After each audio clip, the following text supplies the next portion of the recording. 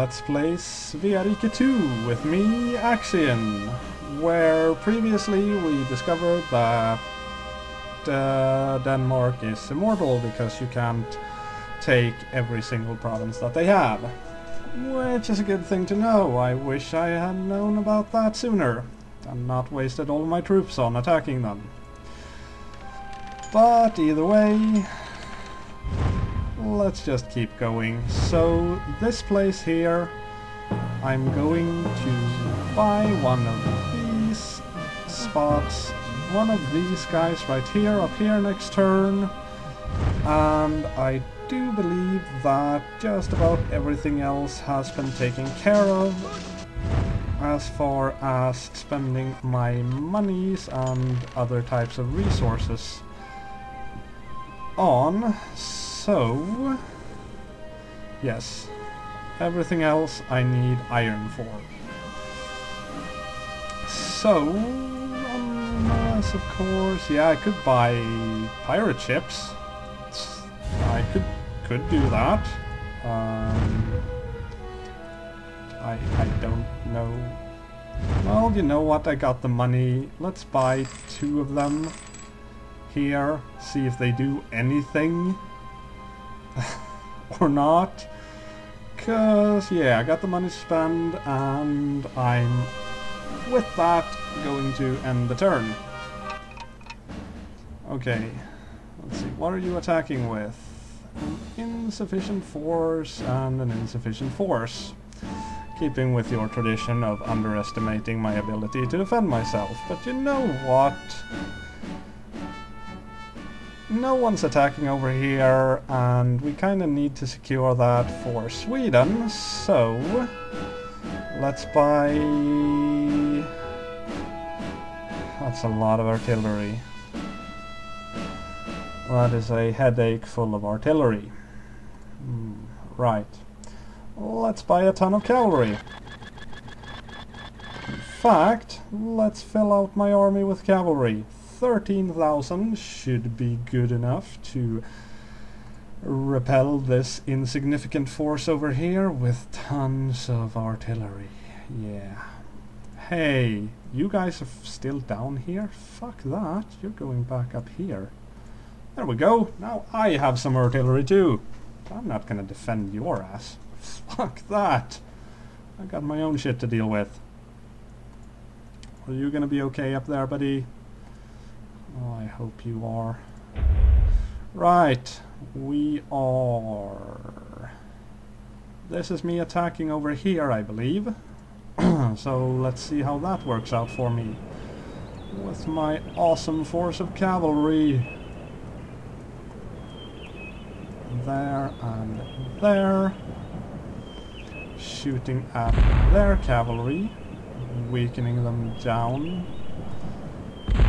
to where I can easily destroy them, which is exactly where I want them to be, in the position where I can easily destroy them. Just move you guys upwards and onwards, charging as always like the slowest cavalry in the frickin' history of the universe.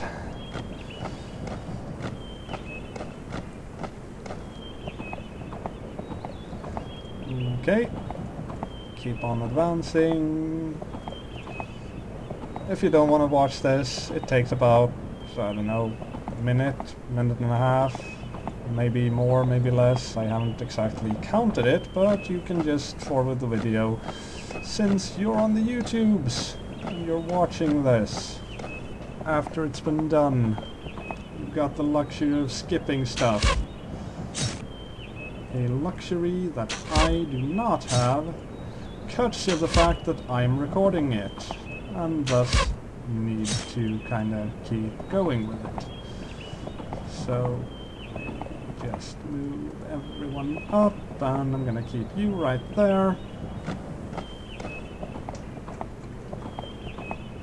And they are keeping with their tradition of being very pacifistic about this whole war thing. Except for trying to invade me at every chance they get. Yeah, that's you. You go up here. You go up here, you take that guy out. You take that guy, almost take him out. Oh, he didn't do too much damage. You move up. You move up. Did I move you? Yes, I did. Okay, you move there. Oh, that was all of them. And I get a shot.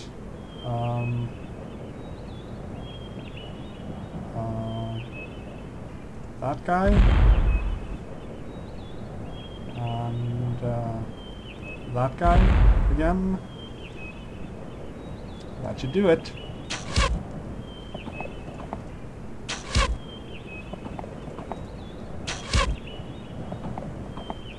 There we go, and now it's the defensive battle. With even more cavalry.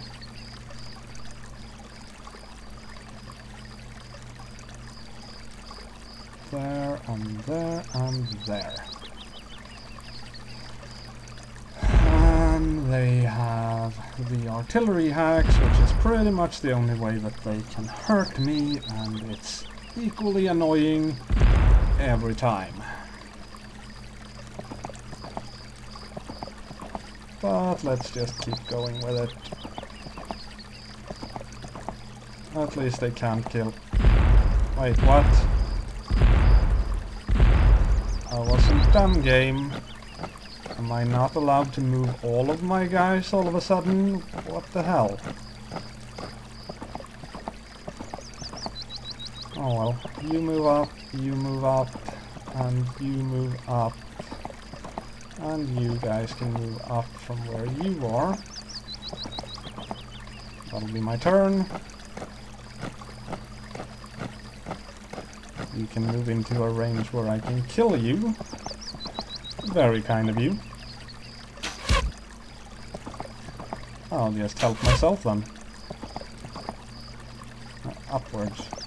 I wanted you. Oh. Didn't completely kill him. Neither did we there. Oh well. You move up, you move up. That looks good.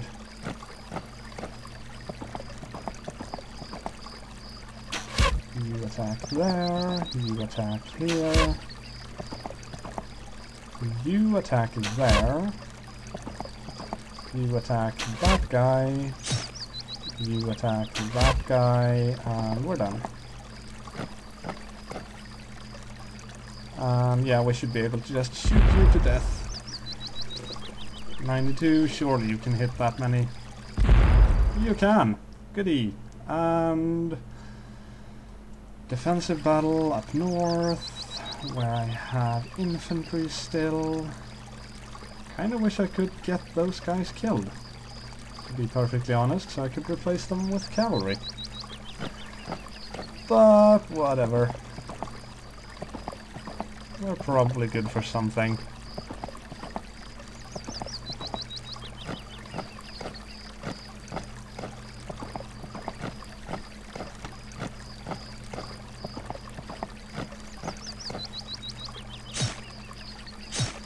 You guys get into some fisticuffs up here. Yeah, cavalry, so much easier. Just point them in the direction and they kill everything in their general vicinity. Like so. And they opted not to attack me back. Mighty generous of them. And we win. And Sigismund is the King of Poland.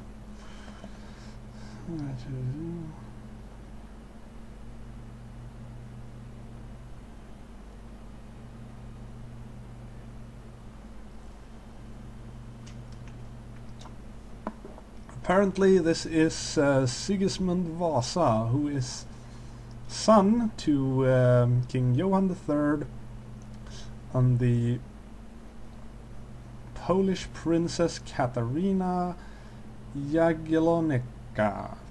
I have no idea how to properly pronounce that, so that's how I'm pronouncing it.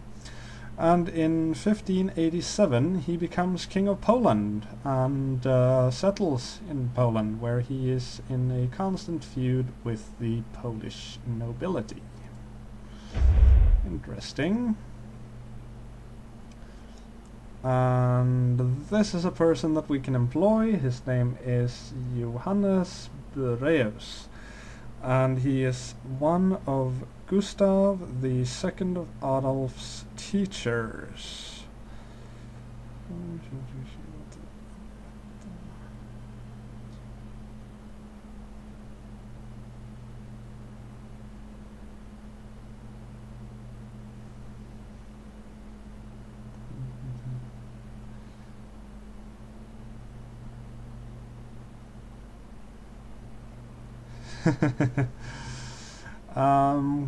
Well, basically what this guy did, he became the national antiquarian in Sweden under Gustav II of Adolf, who is another Swedish king.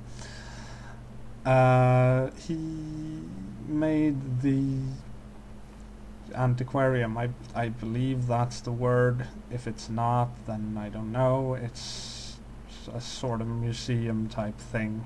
That's as much as I know. He basically started some new ideas during Sweden's greatness time.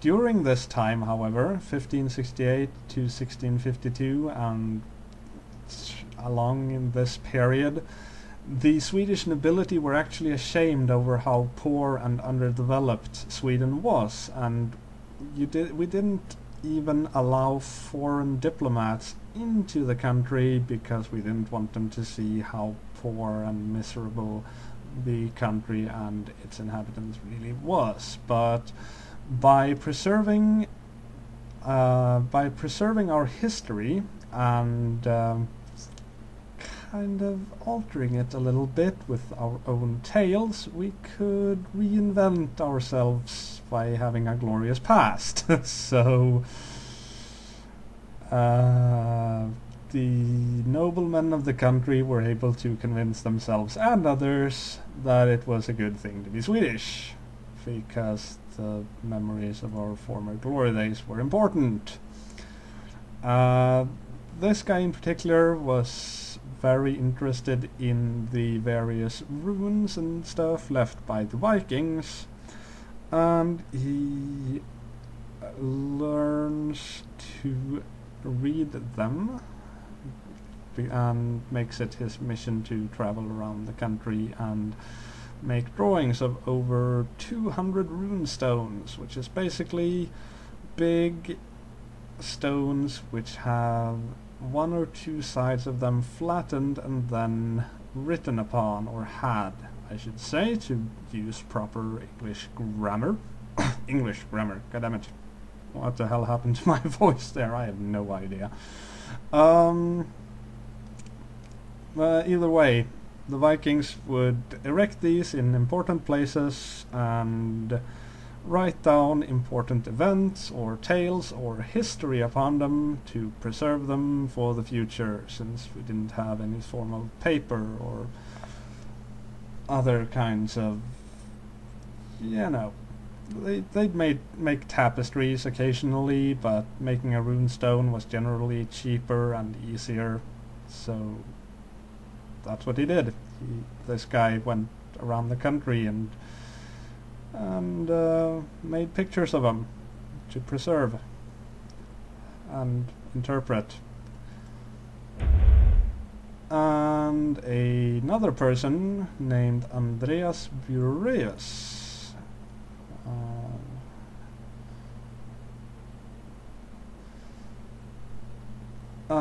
And he apparently made the first somewhat accurate map of the north, I guess most of Scandinavia by this time, and he makes that in 1626. He is given the task of organizing the Swedish...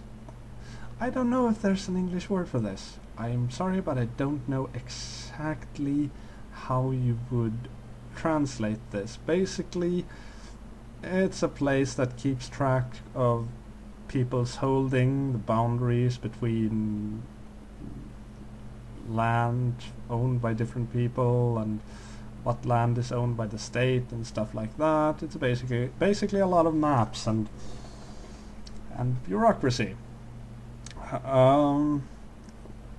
But he also educates lots of people to be employed in that and make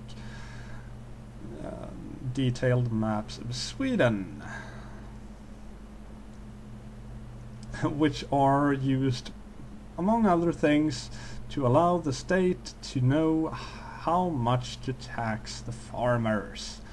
As the bigger the farm you have, the more taxes you need to pay. Now, we can hire this guy, and his maps would increase the effectiveness of our administrations. So while he is in our service, the income we would gain from our villages, towns and cities would increase by 10%. He is basically an investment that, unless you pay an extreme amount of money for him, considering how many provinces I own, he would pay for himself in the long run. So I might actually employ this Andreas Bureus fellow. Diplomacy, we are at war with the German states down here. I did get that, so that's mine, and I'm going to keep it. Sweden has retaken that. They lost that battle down there because I withdrew my forces. Big deal. They didn't deserve my help anyway. And these two persons, I think they're brothers. It didn't say anything about that, but they share the same surname. Huh. Could be. They're probably related, but I don't know.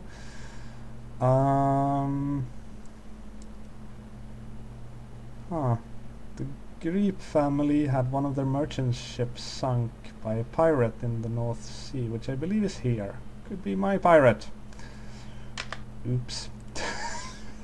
No, I don't care. They've got the fucking reputation hacks. I can pirate them as much as I want. Oh, and the Sture family reputation increased by that much this turn, bringing their subtotal up to this much. Whoop-de-doo. And Sigismund became the King of Poland. Righto.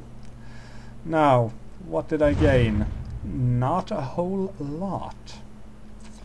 Not a whole lot indeed. I gained a village, a place to build stuff, and a mine. It's a mine. Right. Why can't I build that? Why? What do I need? What? Hold on. Seriously, I need... Do I need it? No. I probably do. God damn it. I need to build... I hope this works, otherwise I've been wasting a lot of resources. And I'm gonna need to upgrade this 2 times and then hopefully be able to build that.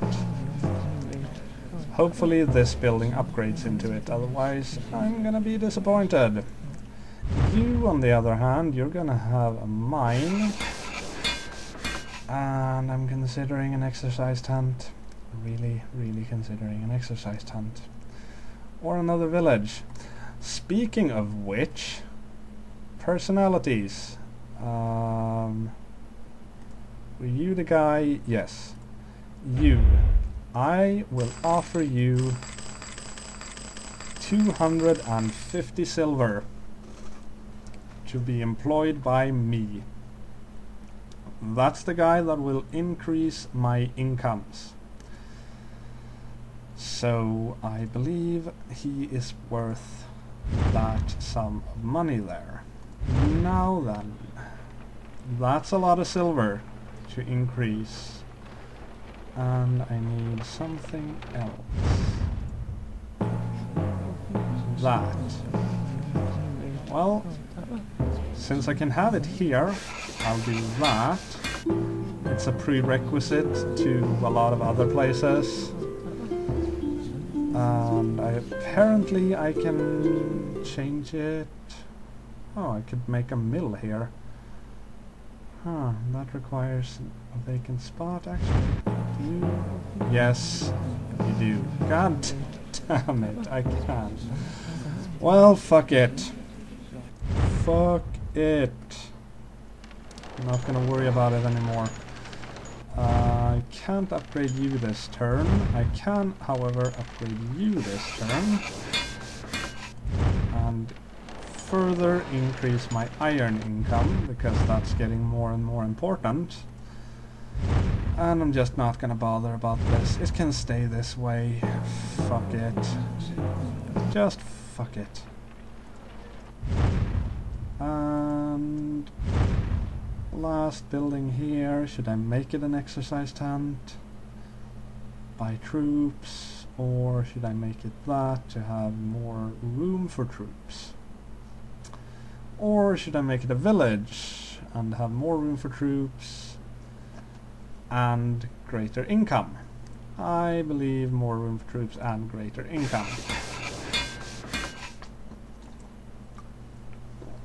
There. That's a good turn, by the way. So on we go to the next. And we are at peace with everyone. This pleases me greatly. I will have time to save up my monies and do important stuff with it. But here you can see what Sweden looks like right now. We have captured these two German provinces down here. We hold all of Sweden, all of Finland, all of Norway. Almost all of Norway is mine, by the way. Mine. And we hold these countries here. So we're doing pretty good. I would say we're doing pretty good for ourselves. Mostly thanks to me, because you bastards don't know how to win a war. Right. Done with that.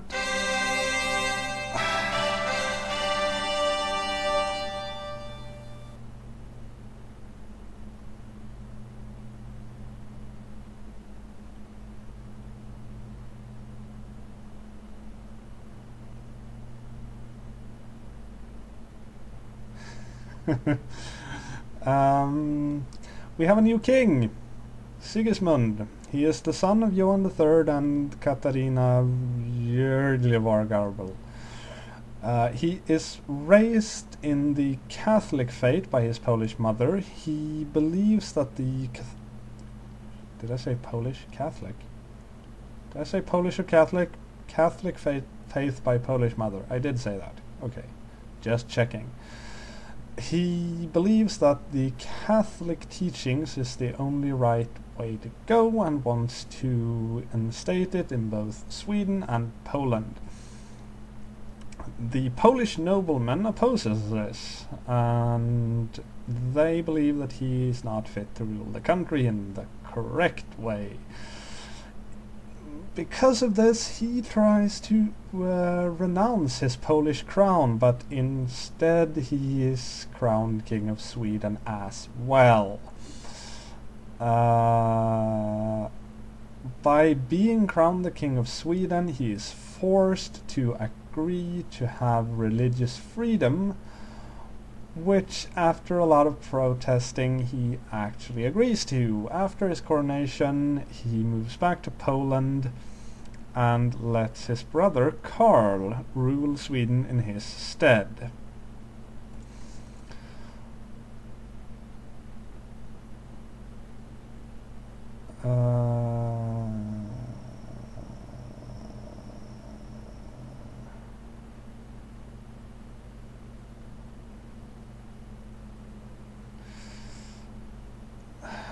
Karl apparently was a duke at this time who rebels, and in 1598 Sigismund I don't know if I could call it invades or just, well, he goes to Kalmar, which is a city in Sweden, with his Polish troops to suppress this rebellion led by Karl. But he loses horribly at the Battle of Stångebro. That place. I don't know exactly where that is. And in 1599 he is deposed from the Swedish throne. He continues to rule in Poland and is constantly fighting with the Polish nobility up until his death in 1632. And the war between Poland and Sweden about the Swedish throne continues all the way to 1629.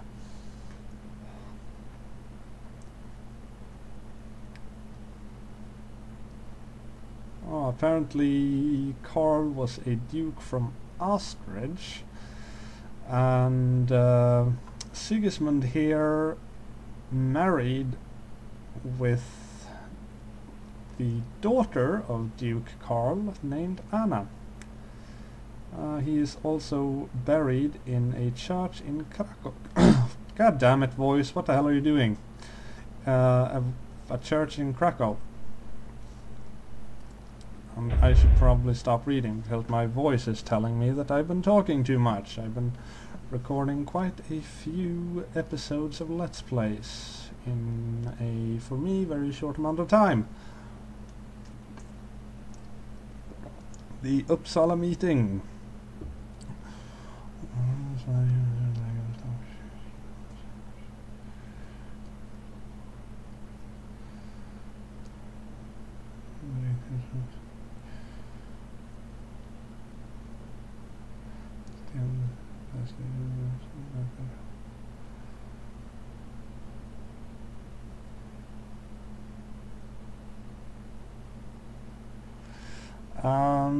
Well, as you might remember from previous episodes, King Gustav Vasa started several different reforms in Sweden.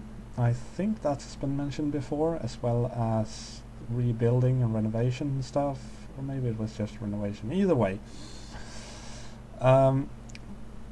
one of the things that he was working towards was to lay claim to the riches held by the church, because during this time the church had a lot of money. They were quite wealthy, and he kind of felt like that all that wealth could be put to better use elsewhere, and yeah, he wanted to lay claim to that for the Swedish state instead, and also to be able to decide over the church without having to ask the Pope for permission. Many theologians and priests had been convinced about the validity of these of the ideas behind this reform, but there was still a lot of resistance among the people of the cloth or the church or whatever, and sometimes happened that rocks were thrown the way of Lutheran priests. But with the meeting in Uppsala in 1593, the reform is completed.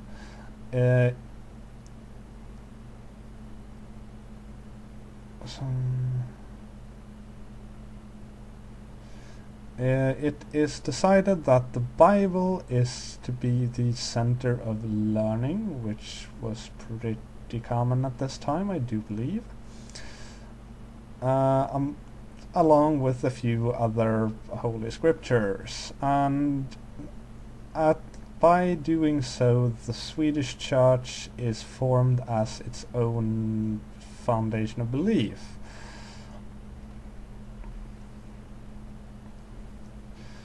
As as a negative to this, since the people are kind of unhappy with this reform, our income of silver is decreased by 200 silvers for this turn. And this is a person that we can hire. And he is the bastard son of King Carl the Ninth and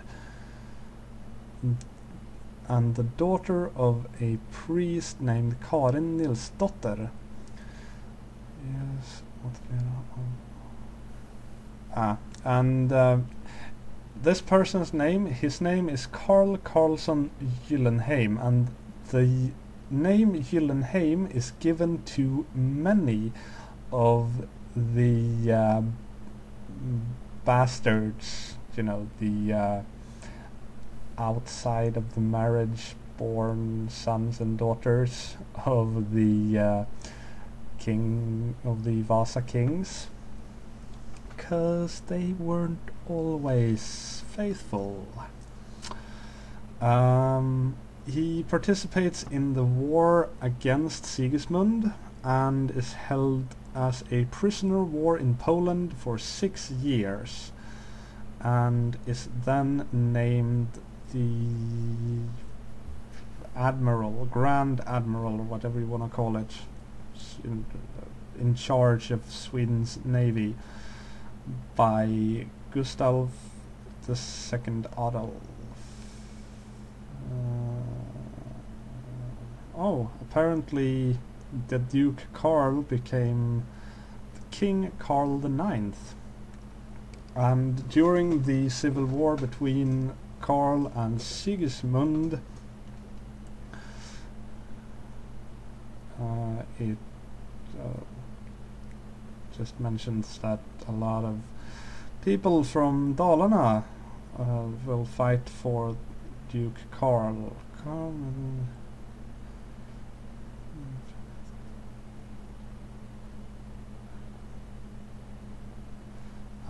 This Karl meets them at Brunnsbäcks ferry. Beats me where that is. Like I said when I began this, I'm not the most knowledgeable about the history of Sweden, which kind of is unfortunate, me playing this game. But either way, yeah, he did some stuff pertaining to the Navy, and he managed to prevent people from who were a little too excited about the Civil War from plundering too much. Now, while we have him, if we were to hire him, while we would have him employed, our naval vessels, our navy, would have greater chances of winning battles against pirates, and it would reduce the risk of our trade vessels from disappearing during war. It's not someone that I would be looking to employ. And here's another famous person, Willem de Beche.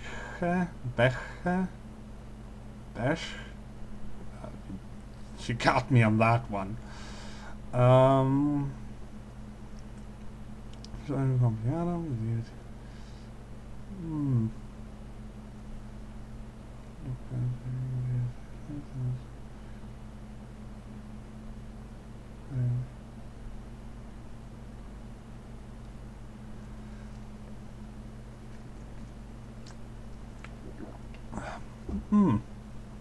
Well, apparently this is a guy who was born in, you got me on that one too, Lege, like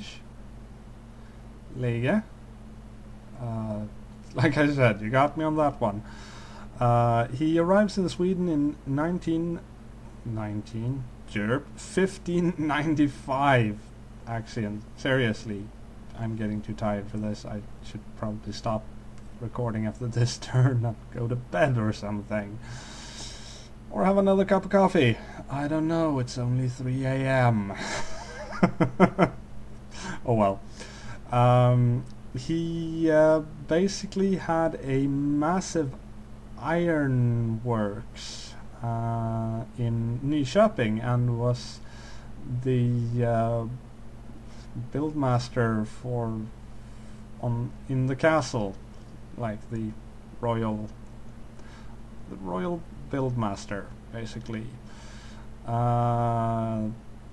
He attracts a person called Louis de Geer to Sweden, and together with de Geer he erects several different mines and other iron working sites, and yeah.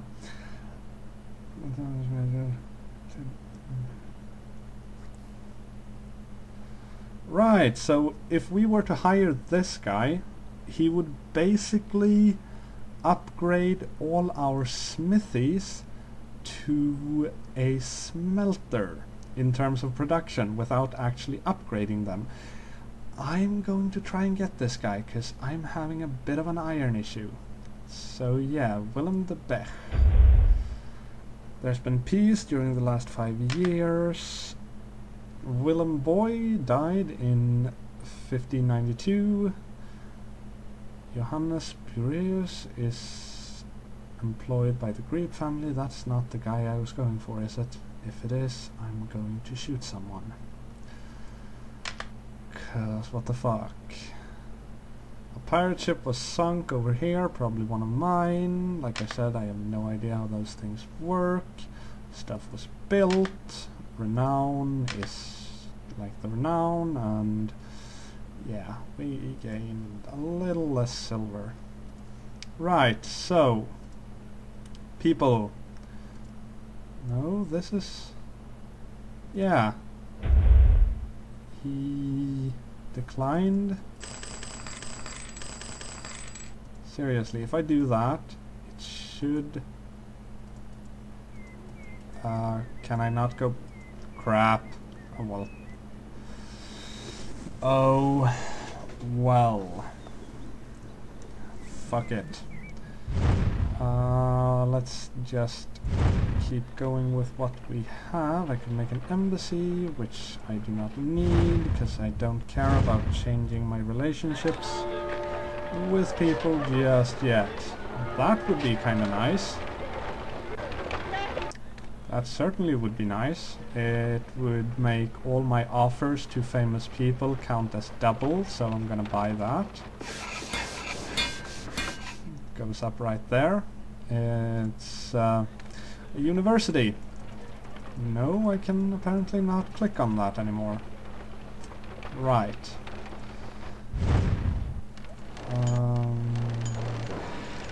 I could upgrade one of these guys. I could upgrade that guy, so I'm gonna do that. I could upgrade that guy, which I don't feel like doing right now, and I could upgrade some of my towns. Don't want to upgrade right there. I'll upgrade this guy to give me more iron. Is that really what I want to do? Or no, I want to upgrade that guy. Which basically negates my need to hire that guy who does that for me. Huh. Well, good thing I realized that on my own and not you know, hire him anyway for no reason. None whatsoever is what that would be. Right. And I'm just clicking randomly everywhere to see what I can do. I could make this a castle. It would only give me renown by building it. And yeah, I don't need renown, so why would I want to do that? Same with that. this one is a prerequisite for buildings. No, I think I'm done with that, and with that I'm also kind of done with this recording session. So join me next time for Let's Play Svea Rike 2. I'm Acciyn of the North, and yeah, so far so good. I'll see you in the next video. Or not, if you feel like not watching anymore. That's totally up to you. Either way, I feel like recording some more, just not right now because my voice is doing stuff that it shouldn't and I'm kind of tired. So, yeah, see you later. Or not.